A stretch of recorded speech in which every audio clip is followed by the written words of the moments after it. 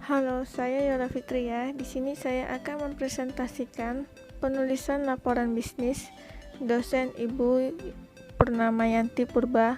Laporan bisnis menurut Herta Amopli, laporan bisnis adalah suatu laporan yang memiliki sifat netral, tidak memihak, memiliki tujuan yang jelas, dan berisi rencana penyajian fakta kepada orang atau lebih untuk tujuan bisnis tertentu.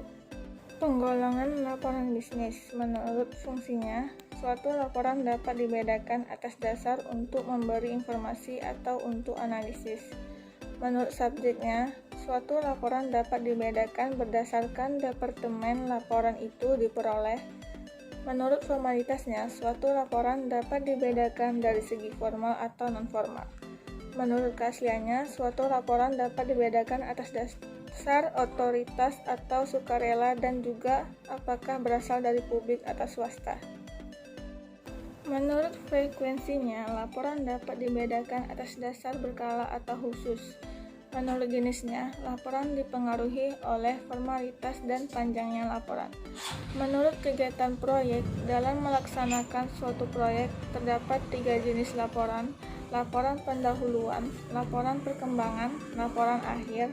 Menurut pelaksanaan pertemuan, laporan bisnis dapat dibedakan atas agenda, resolusi, notulen, dan laporan pertemuan. Persiapan penulisan laporan: 1. Definisi masalah, tujuan, dan ruang lingkup. 2. Pertimbangkan siapa yang akan menerima laporan. 3. Tentukan ide atau gagasan. 4. Mengumpulkan bahan yang diperlukan. 5. Menganalisis dan menafsirkan data. 6.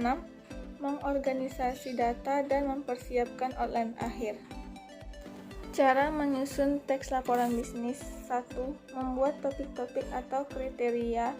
2. Menyusun urutan suatu peristiwa atau kejadian-kejadian. 3. Mendeskripsikan lokasi atau tempat. 4.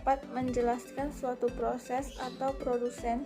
5. Menyusun urutan berdasarkan tingkat kepentingan. 6. Menyusun urutan tingkat familiaritas. 7. Menyusun sumber-sumber yang digunakan.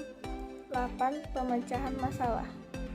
Terakhir, kesimpulan, laporan bisnis harus bersifat netral, akurat, objektif, membuat fakta, dan tentu saja tidak memihak kepada siapapun atau golongan apapun. Dengan laporan bisnis yang baik, seseorang bisa menilai dengan baik pula terhadap isi yang ada di dalam laporan bisnis tersebut.